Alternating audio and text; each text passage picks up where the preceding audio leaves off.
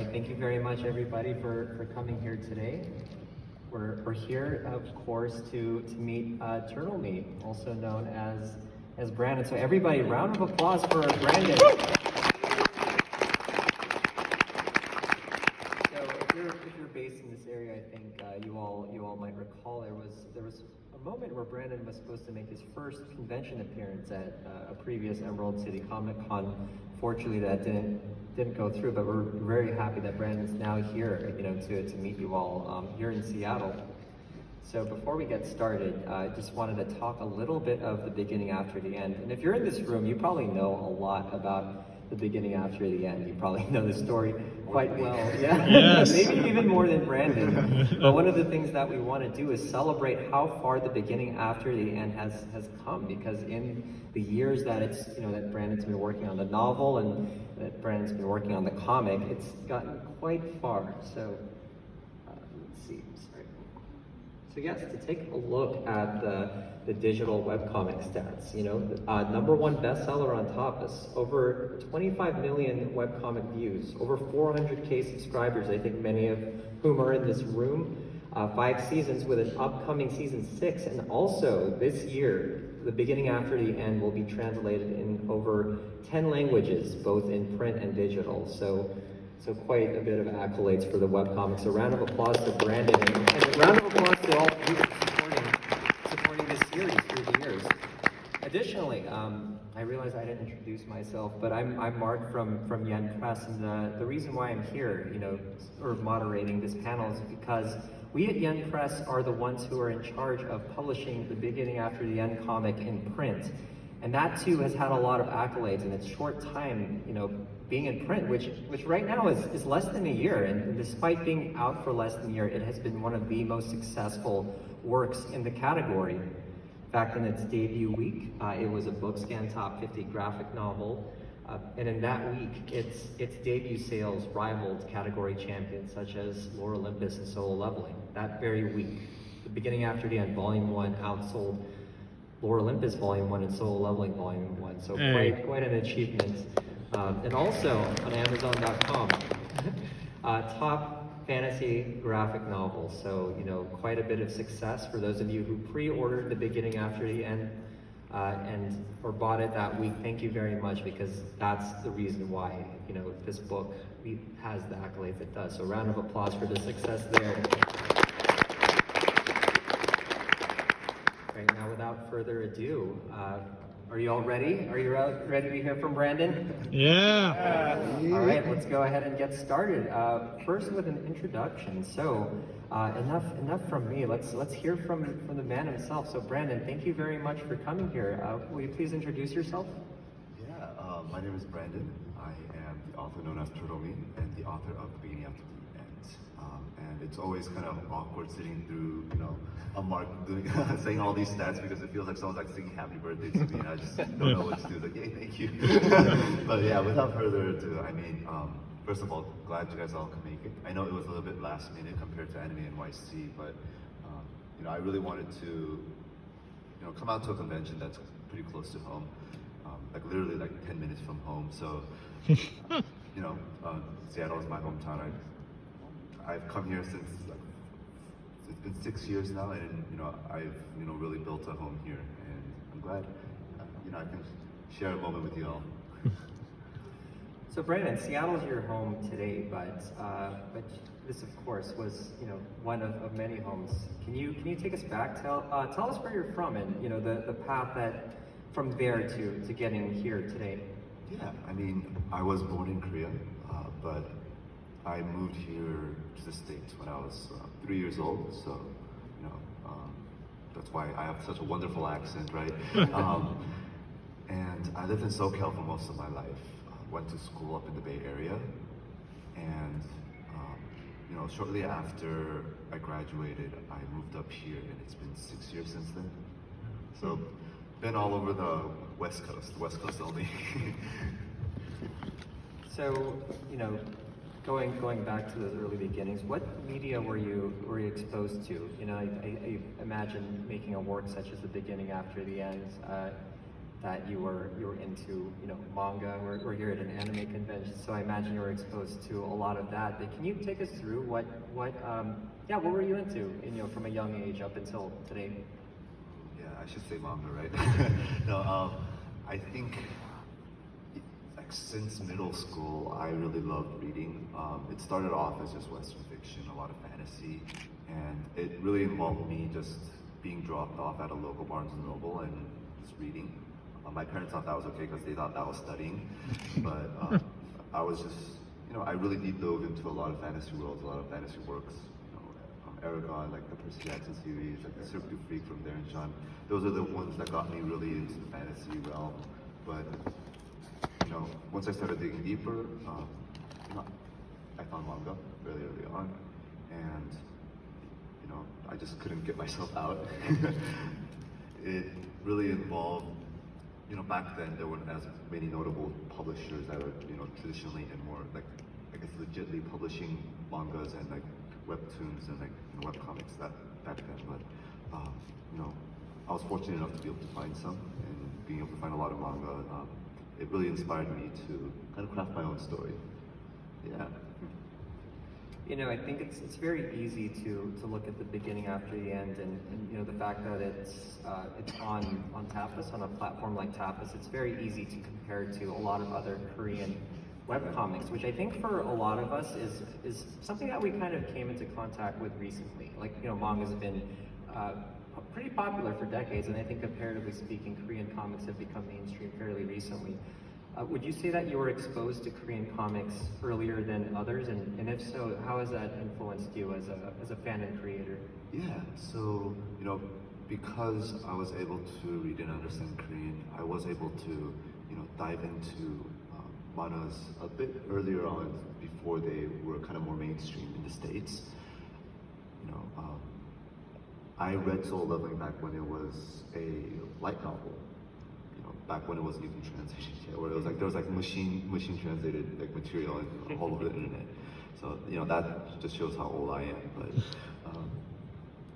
yeah, I think I was very fortunate in that sense that I was able to be exposed to a lot of the works that weren't as popular here, or just because it wasn't around, and it, you know, really shapes sort of how I viewed the genres of fantasy and how like the different subgenres there are, because you know, it's not just action fantasy. That's such a broad umbrella to put any sort of story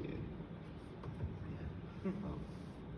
You know, so I met Brandon at Anime NYC last year. It's his first convention appearance, and it's been a real treat since then. And among the many things that I love about Brandon and talking to Brandon is how clearly he loves storytelling and how much he thinks about storytelling. You know, we'll talk about what's the trending manga, what's the trending webcomic, and it's absolutely fun to hear him talk about, you know, to give his thoughts of why this work is so popular and why that work's so popular and why this work maybe came out too early, and you know, if it had come out more recently, then it would have had more of a platform to thrive. So clearly, you know, a scholar, if you will, in the realm of storytelling, at least from my point of view. So I have to ask Brandon, is storytelling something that you studied deliberately? No. I studied psychology in school, and I can, you know, stress that and say that made me, you know, build better characters. But I think that's, again, a stretch. Writing was something that I learned through a lot of reading, and you know, even back then when I was reading so many like different sorts of material, like fantasy epics or, you know, Chinese web novels, Korean manhwas, yes, I enjoyed it, and I, you know, dived really deep into it, but I also kind of tried to see the trends. What's working? Like, why do I like this? Why is it popular? And you know, I wanted to kind of put together some pieces. Like, you know, there are some themes, there were some, you know, characters that really helped put this book or put this manhwa in the spotlight. So you're saying, like, no studying at all, like no Aristotle's Poetics or creative writing classes or anything like that? No, nothing like that at all. I consider all the books that I read, even now, you know, I still keep up to date with all the like the latest mangas. I consider that my textbooks, just a little bit more fun than, you know, school Yeah. textbooks. Well, I have to commend you because a lot of us read webcomics, a lot of us read manga. I wouldn't say that necessarily everybody gets to the level of analysis and thought that you have into it. So I do have to commend you for how naturally it seems storytelling and understanding storytelling has come to you. Honestly, you know, looking at Reddit, I see a lot of people analyzing a lot of stories, and sometimes a bit more deeply than I would. So yeah, I can't say I'm the only one. Maybe I was the one that was able to take that next step and try writing myself. But you know, I think you'd be surprised to see how many people are. Yeah, You know. perhaps I should rephrase what I said. So analysis is one thing, but translating it to something, to an actionable level is another. But I'll stop it there because we of course are going to talk about the craft of storytelling, especially as it pertains to the beginning after the end pretty soon. But before we get to that, you know, you touched upon the fact that you studied psychology in college, you know, so you're kind of, you know, addressing that. You're not somebody that necessarily had dreams and ambitions of becoming a storyteller, a writer. You didn't study English, you studied psychology. Right. And so, you know, from that, definitely a different, it would seem that you were destined for something different, but here you are, you're the creator of the beginning after the end, one of the biggest works in this category. So tell us about, you know, your life before becoming a full-time writer and the transition to becoming the creator of the beginning after the end today. Right. So, you know, as a lot of you guys know, I went to school for psychology, and you know, then even back then, I was reading a lot. I was reading a lot of material, but at the same time, I was kind of on this track to like, hey, you know, I'm gonna get a 9-to-5 job right after, and that took me into the world of finance. I really did not like it, and you know, I told Mark this back then, but you know, to put it into the terms of a writer, like it was on a dark and dreary night in a lone Starbucks when I opened up my laptop and wrote the first words of the beginning after the end, and obviously not as cool as that, but it really did start with me just wanting to do something more, because you know, after work, after work ended, I would find myself at a nearby Starbucks or like the local cafe, and I started off just reading a lot of stuff. You know, that was my way to unwind and unstress from the day's work. And at a certain point, I was just kind of like, hey, you know, let me try writing too. And you know, call me brave or call me stupid, but that's how the beginning after the end kind of got started. Well, I think that segues pretty well into the next portion of our conversation, which is talking about the beginning after the end specifically. So, I mean, you took us to the very beginning in that cold Starbucks. They're typing the first words of the beginning after the end into a word processor. So, tell us where it went from there. You know, I imagine that from those first words you put it on some platform on the internet. So where did the beginning after the end first appear to the public? Yeah, and you know, some of you readers that have been with me for a long time, I think you guys are already aware of this, but you know, I started publishing for free on a platform called Railroad, and it's an open source platform where any sort of amateur authors can, you know, write and just publish it to get feedback. And it's kind of a, you know, throw yourself into the fire kind of methodology, because every reader on there is, you know, capable of reviewing your work, giving you a star rating, critiquing every chapter that you write. And so that's what I kind of opened myself up to from the beginning. I would be getting comments and you know, ratings, some of which were very low, some of which were pretty high, but that kind of helped, you know, shape me in a way where like I can at least gauge myself. Think of it as a game, if you will. But I was able to see myself. How was I doing? You know, there were obviously other stories on there, but you know, it gave me a place to be like, hey, I think I'm doing pretty well, or you know, maybe I can, you know, write a little bit longer chapters. And it helped me really kind of craft what TBATE is in a sense today. But yeah, so it started on Railroad, and once I had enough chapters, like a lot of authors did back then, I kind of matched that all up together and put it up on Kindle, and I had it up on Patreon as well. But at a certain stage, an editor from Tapas actually reached out to me, and that was sort of the big transition for me. Gabby, the editor at that time, now editor-in-chief, she was the one that reached out to me and said, hey, we're a new startup platform called Tapas. Are you interested in putting the beginning after the end on the platform? And I'm like, what's Tapas? I have no idea. It kind of seems suspicious, and so I rejected at first.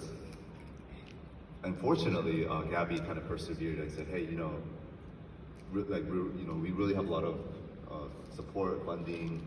We can help you market. Since I came from a self-publishing background, I didn't really have access to, people marketing my stuff. So that and the fact that it was like a non-exclusive deal, so I could still keep, the beginning after the end on my other platforms. That made me kind of go like, okay, sure, I'll try it out. And yeah, it's been 4 or 5 years since then, and I think I'm doing pretty well on it just because it's still there, right? Yeah, just pretty damn great. Well, thank you. Thanks for taking us through that from the beginnings of Royal Road, right? All the way up to Tapas. Actually, just if you can you tell us a bit more about Royal Road? I think a lot of your fans who have followed you for a while might be more familiar with it than those who've discovered you more recently. But I have to admit that was actually a platform I wasn't aware of until talking to you. So what is it exactly like? Like in my head, I'm picturing sort of like a fanfiction.net type of platform. But so yeah, what exactly did it look like, and what are who are the types of writers and readers who gravitated to the platform? Right. So Royal Road basically kind of catered towards action fantasy, acting like a more lit RPG, and before the term was even coined, like progression fantasy authors. It was very focused on the main character being, getting stronger, going on these epic journeys in either a virtual world or a completely different fantasy world. And it felt just right at home with me because I read on Royal Road before I even started writing. And I really like the fact that people are just able to judge you, to put it simply. They're able to, give you star ratings, and that helped me kind of be aware of how well I was doing, and the fact that it had like a best rated system, and getting out to all the nuance, but like best rated, trending, all those kind of measurements, it helped me kind of know that, hey, I'm not doing so bad with TBATE. So, talking about TBATE and what inspired the story itself, like what would you say are your influences? You sort of addressed some of the media that you consumed early on. Of that media that you consumed, which one of them would you say directly influenced the storyline of the beginning after the end? Yeah, and that's a good question. A lot of readers, a lot of you guys already know this. I took a lot of inspiration for a lot of different kinds of genres. And a lot of different kinds of mediums, but I kind of took apart pieces that I really liked from each sort of medium that I read in. And so the world building of epic fantasies like Aragon, the depth of the Lord of the Rings and how the world kind of sustains itself, but the more progression fantasy-esque of like Chinese web novels, where there were measurements of success, of getting stronger and stronger and stronger. Even like just the badass moments of you just backhanding your opponents, those kind of things. I took it from more like Eastern cultures, and yeah, I mean I had a lot to say that I can say a lot that inspired me was some of the Japanese light novels as well. Sword Art Online was something really cool to me at the time. Same with Mushoku Tensei. I really like the characters. I really like the characters sort of. How their personalities kind of complement each other. And Courting Dragon is a really endearing Chinese web novel that really got me into that progression fantasy like structure. But safe to say, I think TBATE is a kind of an amalgamation of all of that. I tried to take the best things and I tried to put my own twist into it. Yeah, of the stories that you said help directly influence the beginning after the end, a few of the ones you brought up are isekai, Right. which we at Yen Press are very, very familiar with. I think those who enjoy light novels and webcomics are very familiar with isekai. And often, when talking about the beginning after the end, or hearing what people have to say about it, or how they define beginning after the end, the term isekai is often thrown out there. So I have to ask you, do you consider the beginning after the end to be an isekai? Of course, yeah. I think nowadays, especially, there's a big spectrum of isekai, right? It used to be only the really intense ones where someone of an average Joe, fell into this really fantastical place and they became overpowered. But there's now people being reincarnated as like a vending machine, as a slime.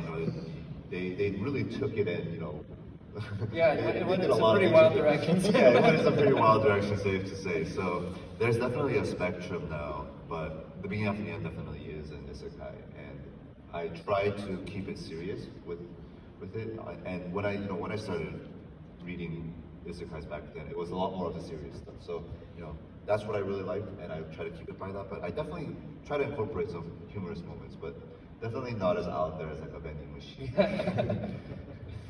So, all right. So now that we've established that the beginning after the end is an isekai, that is definitely a category that has a ton of content. Right. Like you said, one that perhaps started on the more serious and straightforward side, and now has the wildest examples. Almost like anything you can think of has been.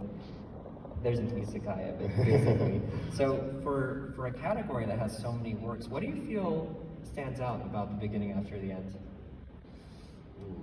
I mean, when I first started writing, actually, isekai wasn't as popular. It wasn't as mainstream as it is now, at least. So, I definitely know that timing was really worked in my favor at that time.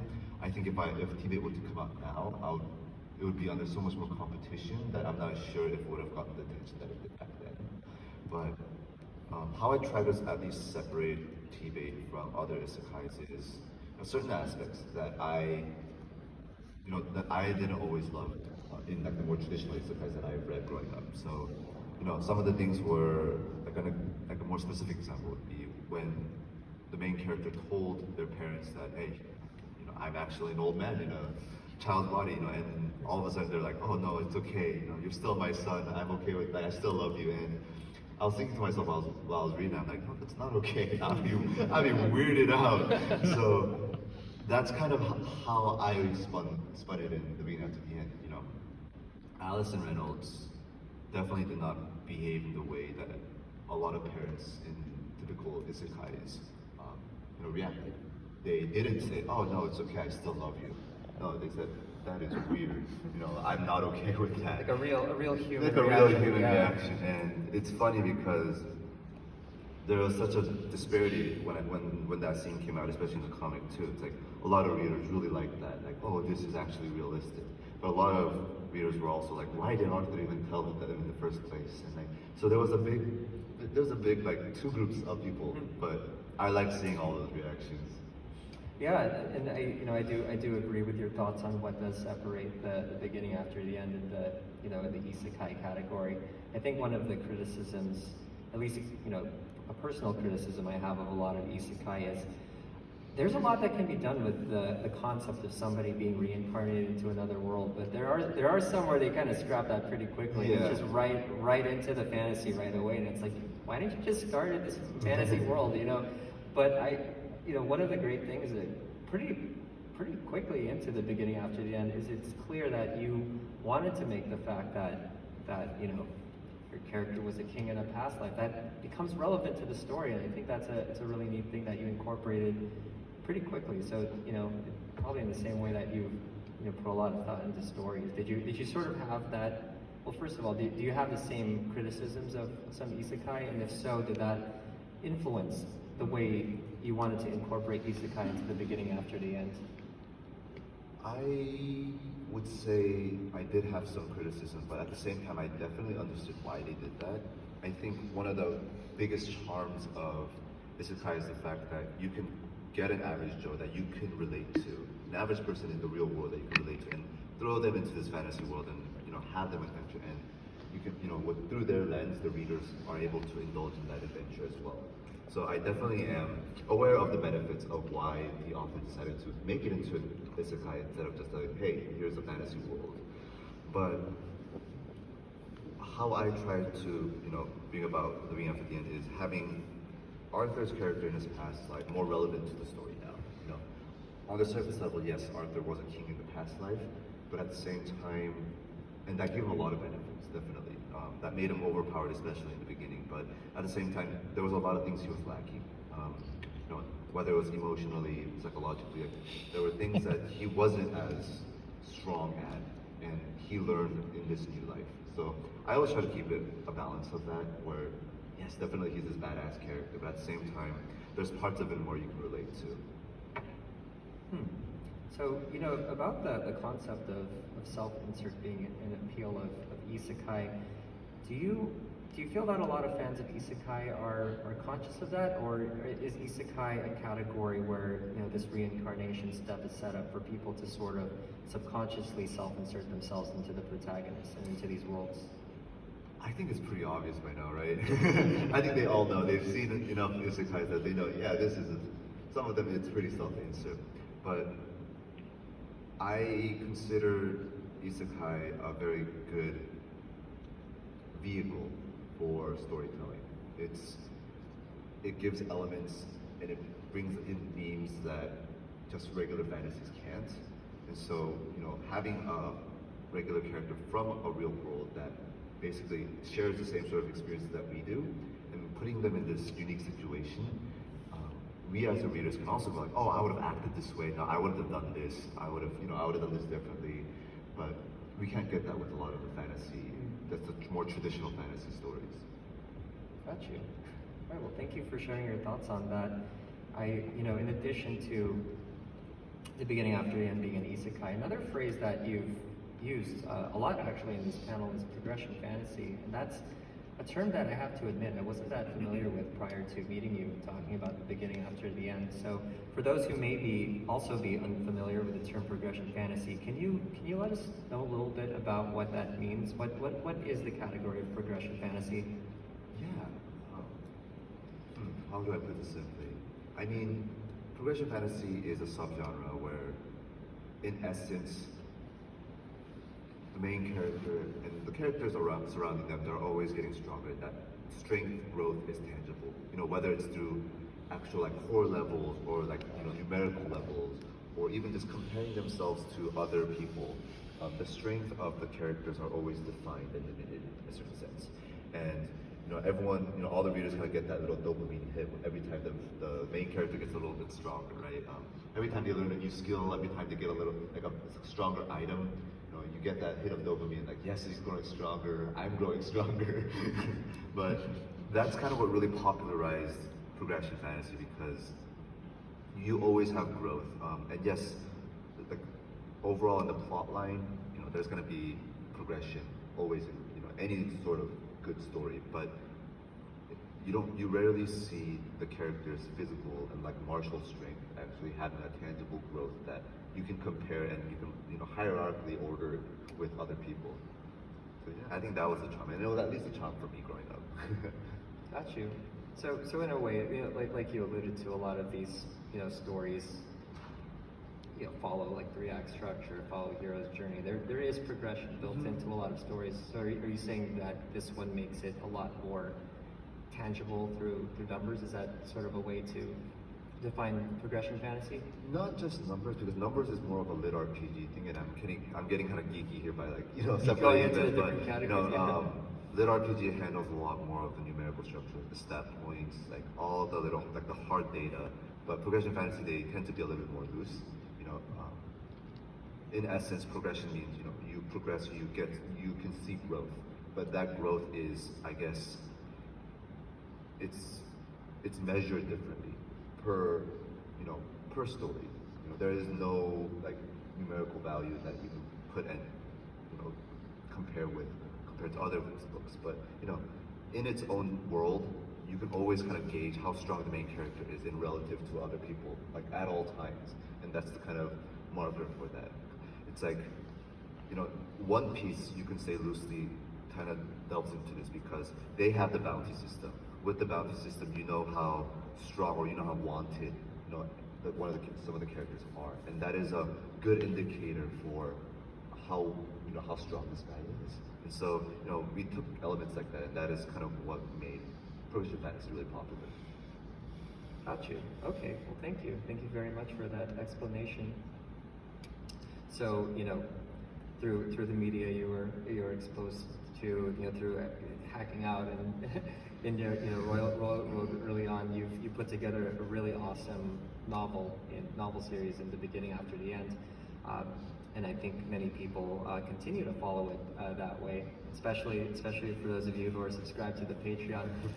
But then, of course, it was later adapted into a webcomic, which I think opened the beginning after the end up to many more people. So can you tell us the story of the beginning after the end becoming a webcomic?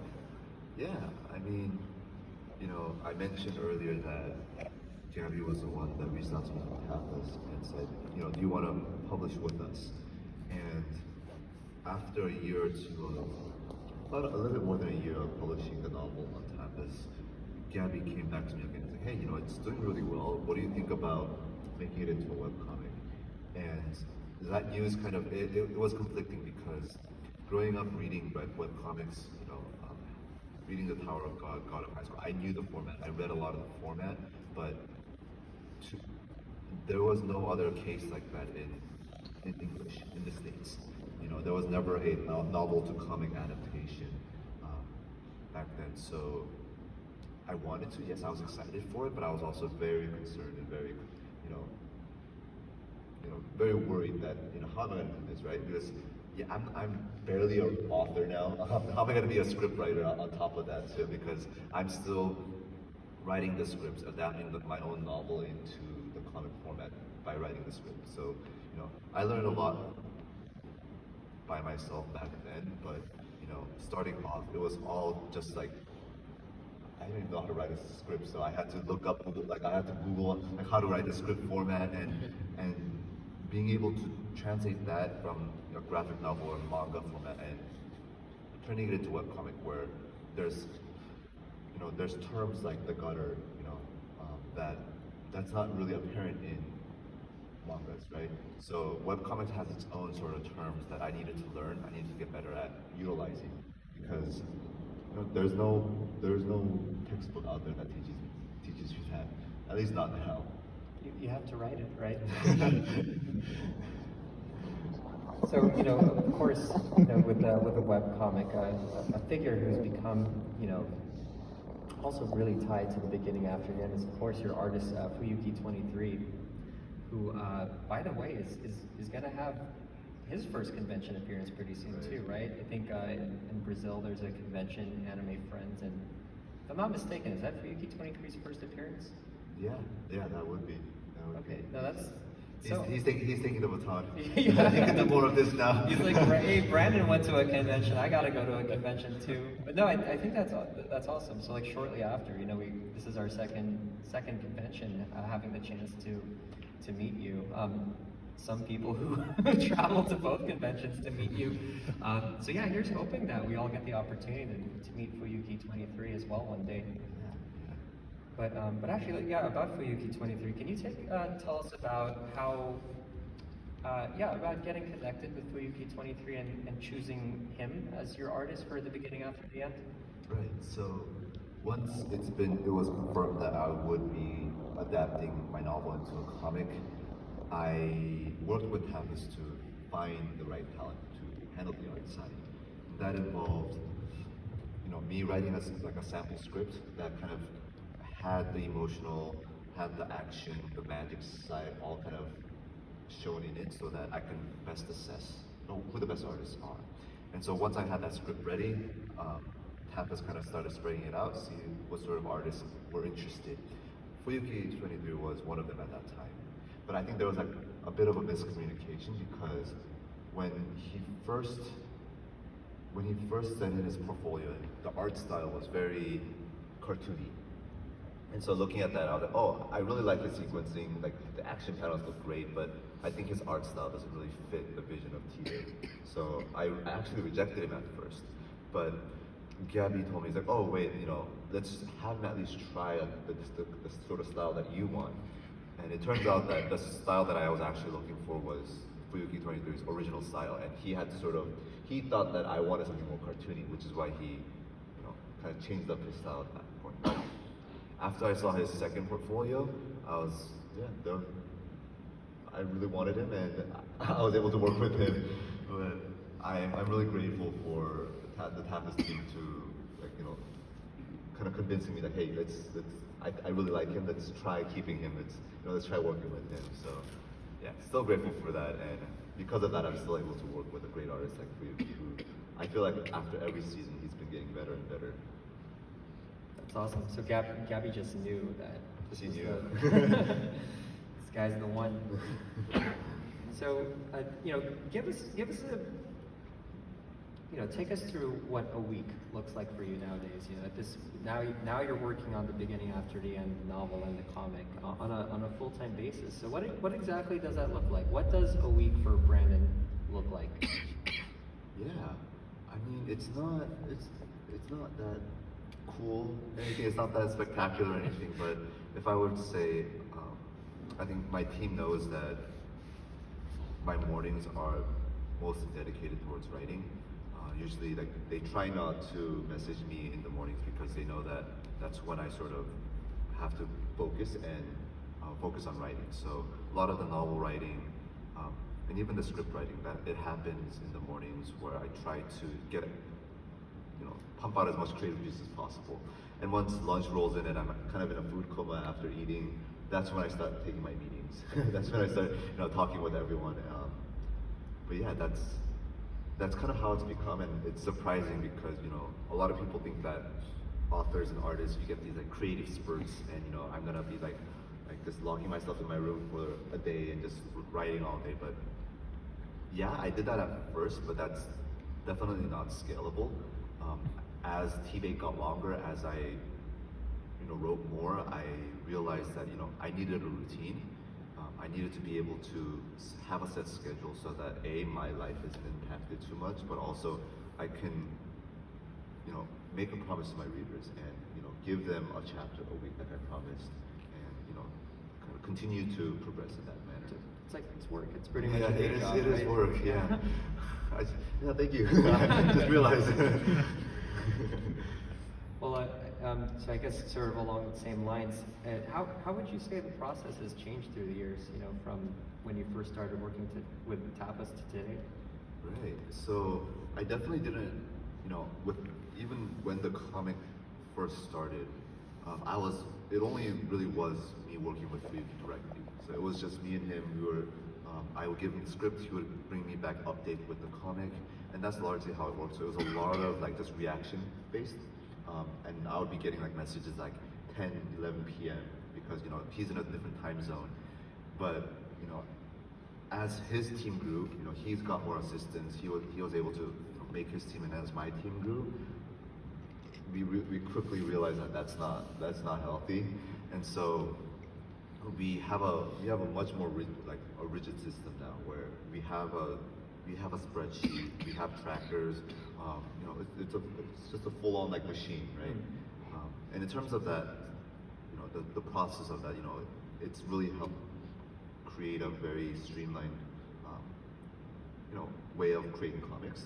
But for the novel side, I would say it largely has stayed the same, except I needed to plan out the novel more. Like in the beginning, like there weren't that many characters to keep track of. There were like not many things to really remember. But, you know, after 10 volumes, there are so many characters, so many things that have happened that even I forget sometimes. And so, you know, I see myself writing a lot more of, you know, making it as almost an encyclopedia to keep track of everything. And, you know, even me asking my like assistants to like, hey, can you, like, I remember this person had like this color hair, can you make sure? You know, like they would have to like dig through like 10 volumes and like, yeah, it's yellow.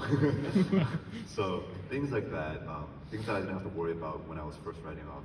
It's definitely kind of snuck up on me, but I've had to adapt, and I feel like I have a good system going. I would say so. I mean, 10 volumes of the novel, you say? Yeah. You know, almost 6 seasons of the of the comic. Yeah, you're doing something very Very right, Brandon. So round of applause. Now for yourself. Okay. So I have a few questions to wrap up our portion of this panel. So first of all, thank you very much for taking us through. It's been really fun to learn about your journey from your early beginnings to becoming a full-time writer. So I guess first of the last questions, what's the future of TurtleMe? What do you see for yourself as time goes on? Well, as some of my Patreon members know, I just finished writing volume 10 of the novel. And so, calculating the word count, I realized that I'm a bit over 1 million words into the novel. So it's crazy to think that, but yeah, that's that on the novel side. For the comic, we're in pre-development for season 6. I think Fuyuki teased with like a blurred image, but we were creating all the character designs, the new character outfits, even the environments. So we got that going, and I'm still working with Tapas. I'm still working with Gabby, and one of the things that we're working on is kind of completely different from TBATE. And I can't say more than that, but I think there's something exciting coming on. Yeah, we're here looking forward to whatever that is. Thank you. But yeah, I mean, aside from that, it really is just making sure that the next volume of the novel and the next season of the comic just gets better and better. Especially with the comic, I think a lot of people would agree now that we're at the place in the story where it sort of takes a turn. No longer is the beginning after the end that power fantasy that where Arthur getting into darker times, and I really wanted the art to match that mood. So me and the art team are working really hard to make sure that happens. So with the success that you've had with the beginning after the end, you're a really unique creator. There's not many who can say they've found success. Definitely not many stateside who could say they found success as a web novel creator, and then that was later adapted to a really popular web comic. So I would say that you have you know a lot about this industry, and because of that, I would like to get your thoughts. What do you see as the future for this web novel and web comic industry? Right. It's funny that you say you call me an expert. In any sort of context, you can call me a geek by knowing so much about this. But because I am a writer and because I'm in this field, like I can call myself an expert in this. I think you heard that right. In this nerdy genre. No, I'm just kidding. But yeah, honestly, I'm super excited for the future of both web comics and just web serials in general, because I think it's a lot more mainstream now. When you think of web comics, like the vertical scroll format, even like 3 years ago, that wasn't a thing. We still had mangas that were being scanlated, and that was the shit. But now, all this like Korean and Chinese mangas that are fully colored, and they have a lot of panels. Those are becoming more and more popular. So I would say it's humbling to be in a time where that's surging, and I can be one of those creators that a lot of people compare my works to. So by the trajectory that it's going, I would say, I'm not sure if you saw the industry panel from Yam Press yesterday, but there are more mangas, like Korean original like stories being adapted into an anime. So I think no longer is it just going to be from manga to anime, but manga to not just like K-dramas like it's been with romance, but also animes as well. Yeah, I think you're right. It's only going to get more mainstream from here. Yeah, it's crazy to think 3 years ago. I remember, in the office, the amount of people talking about reading Lore Olympus, or reading a bunch of Korean comics on Tapas. And then the year before, I had nobody say that. So in the blink of an eye, it has become a big industry. Definitely. I think for the both of us, it's really exciting and gratifying to see where it's going. Yeah. Another moment where I say thank you very much, everybody, for the support. And actually, so I as somebody who grew up as a manga and anime fan, I grew up of making my own manga and anime, and I think that sentiment's probably that much more true for those who are fans of of your works, you know, especially those who can follow you on Patreon and kind of get, you know, follow you very closely. I wouldn't surprise me if a good majority of your fans, or a good portion of your fans at least, are aspiring storytellers themselves, many of whom might be in this room. So for those fans, for those people here who do want to make their own stories and do want to do what you do, what advice do you have for them? Yeah, I mean, you know, in Anime NYC, one of the advice I gave was, you know, just to get started writing. Just start writing, start putting things down on paper. Don't focus on world building. And I still stand by that. But if I were to offer a new advice on top of that, it would be really, you know, not to sound too corporate, but, you know, having a, you know, seeing if what you're writing is something that other readers would want to read in general, right? Because I think a lot of times, a lot of up-and-coming creators, they get so lost in creating the work, creating the world, that they don't stop to think like, hey, you know, is this what other readers want to read as well? Is this kind of what's popular too? And I'm not saying you have to follow the trend, you have to write what's popular, but you know, there's a reason why it's popular. And so I think it's always good to take a look at those, study those, and see why is it popular and what can I take from that, right?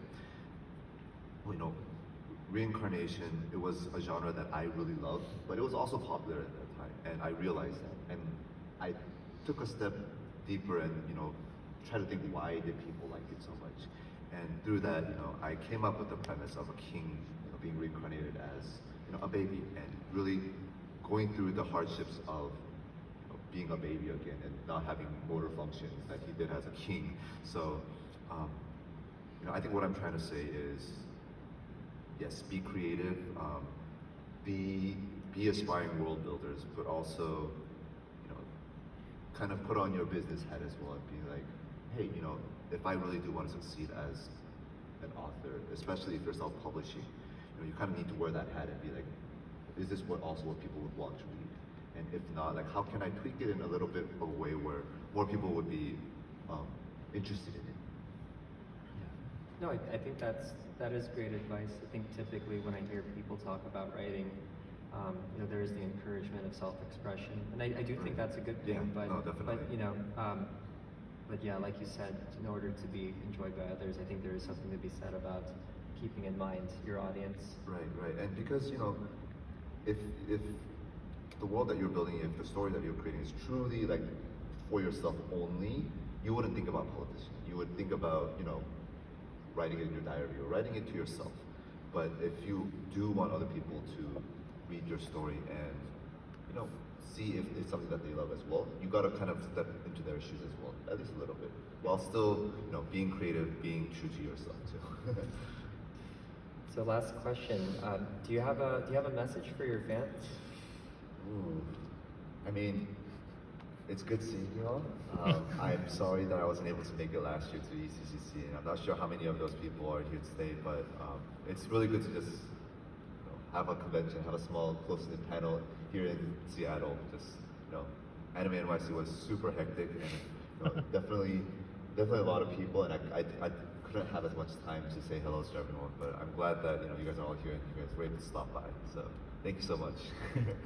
Round of applause for Brandon.